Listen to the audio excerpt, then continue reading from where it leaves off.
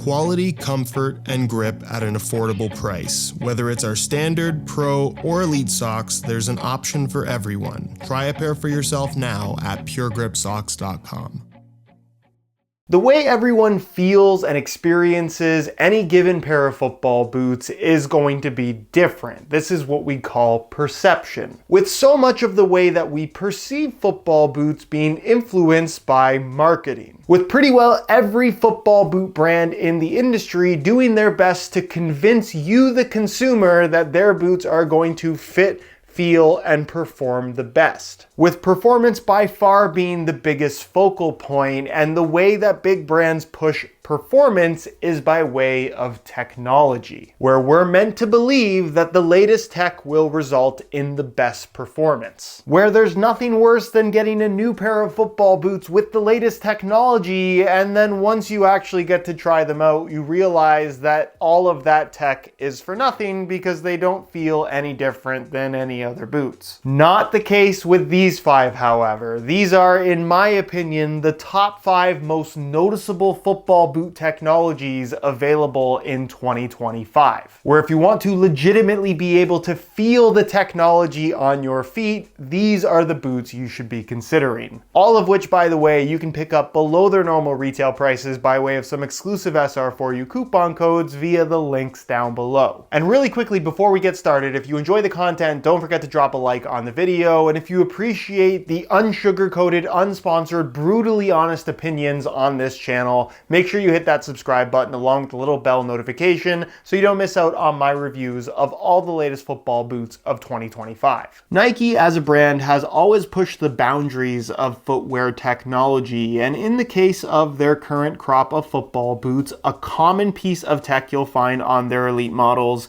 is GripKnit, basically a grippy on the surface variant of their Flyknit tech that is designed to feel like a pair of socks. But in the case of GripKnit, not only are you getting that sock-like feel, you're also getting that additional grip on the surface that gives this sensation of control and just extra grip on the ball that most other football boots do not offer unless they're covered in rubber elements, which is added layers of material, taking away from the feel on the ball, and of course adding bulk and weight to the surface of the upper, with by far the best GripKnit experience currently on offer from Nike coming in the form of their latest and greatest Phantom 6. In particular, I think the Phantom 6 Elite High is the one to get if you want the ultimate GripKnit experience, in that not only do you get that grip across all the areas of the upper in this royal blue color on this particular colorway,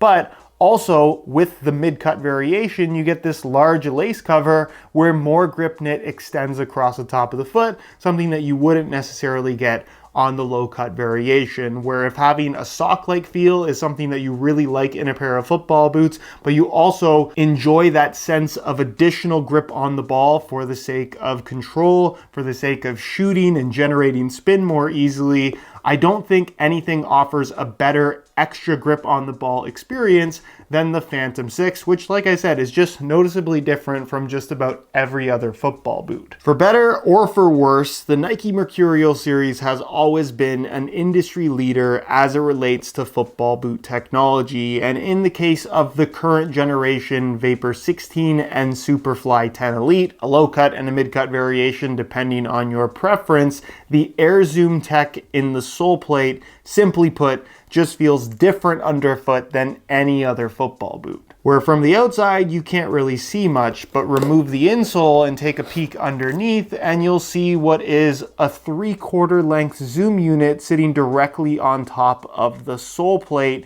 that is there to act as a speed element as it's marketed by Nike, but I would personally argue that it acts more as a comfort element, where basically from the tip of the toe to the base of the forefoot you have what is a relatively thin but surprisingly responsive zoom unit underfoot that gives you a level of impact protection and cushion without adding bulk or weight that you simply will not find from any other pair of football boots. It also does not take away from the super responsive feel that you expect from a top-end Mercurial sole plate, and from an underfoot comfort perspective, it just feels fantastic. With the only downside of this Zoom Air tech being mean that you can only get it on a pair of top-end Mercurials. So if a super tight-fitting, thin, lightweight speed boot isn't necessarily your cup of tea, then obviously I don't think this is the best option for you. I would personally love to see Nike roll out similar tech on their other lines. I think it would only benefit the comfort and feel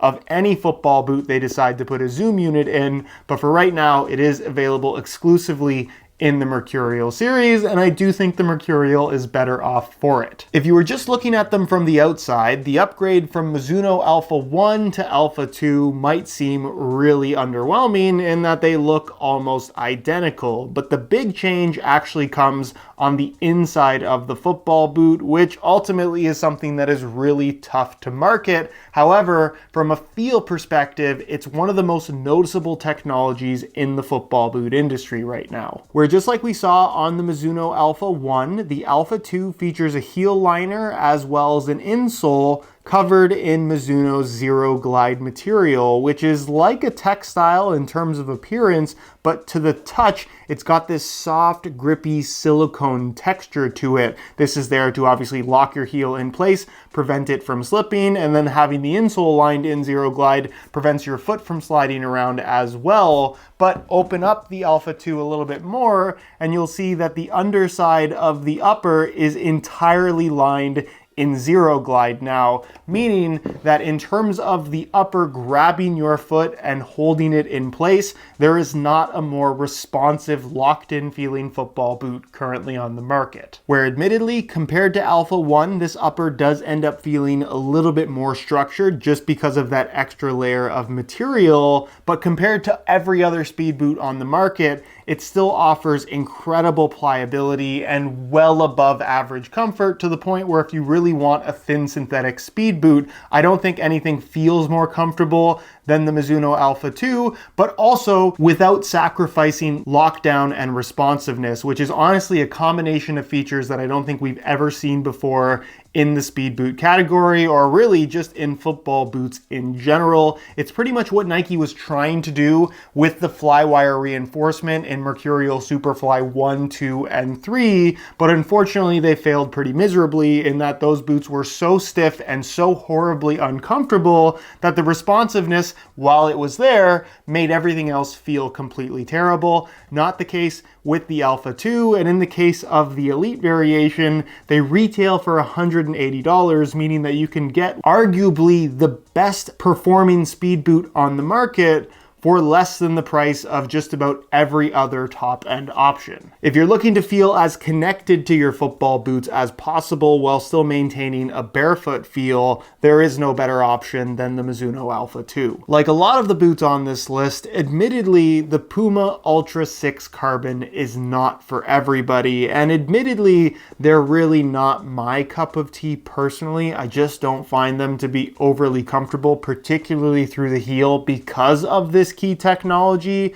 But as it relates to Puma's carbon fiber sole plate on both the Ultra 6 and Ultra 5 Carbon, this is technically the new model that has been very subtly refreshed, there is nothing more responsive on the market if you also want to be as close to the ground as possible. Where yes, carbon fiber sole plates is nothing new to the football boot industry. It was very famously a signature feature of the Mercurial Superfly series, last seen on one of the most famous football boots of all time in the Superfly 4. However, comparing that carbon fiber sole plate to this one is night and day. There is almost nothing to compare, and that this is so much stiffer and so much more responsive that the experience is legitimately completely different. Where when we're talking strictly performance, there has not been a more responsive sole plate ever to be featured on a pair of football boots, and the way that it achieves this responsive feel is simply by way of stiffness, in that with every bend of the forefoot,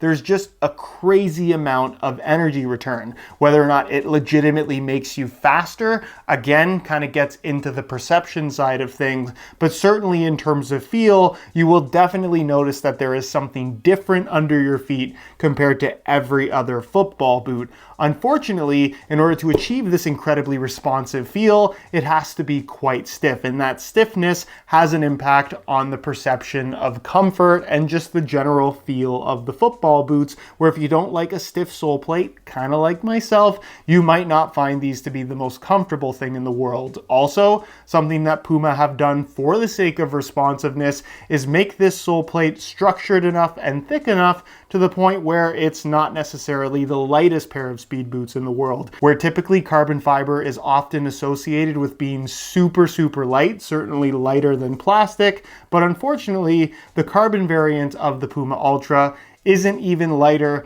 than the plastic sole plate version in the Ultra 6 Ultimate, and as far as comparing it to other top-end speed boots, it's actually one of the heaviest. Not heavy to the point where they're going to weigh you down, but they definitely don't have that weightless sensation that I think people would expect based on how this carbon fiber sole plate looks. Having said that, if you've always wanted an incredibly stiff and responsive, low profile, as close to the ground as possible feel with incredibly aggressive traction, like I said, there has never been anything quite like the carbon sole plate on the Ultra 5 or 6 carbon. If you want to feel like you're playing in football boots from the future, look no further than the Adidas F50 Plus, because it just might be the craziest pair of football boots I've ever had the pleasure of wearing. Where admittedly, you can get an equally as crazy experience from the laceless first variation of the F50 Plus. However, this new variant I think makes it a little bit more friendly in terms of getting used to how extreme the design is, in that they've added a lacing system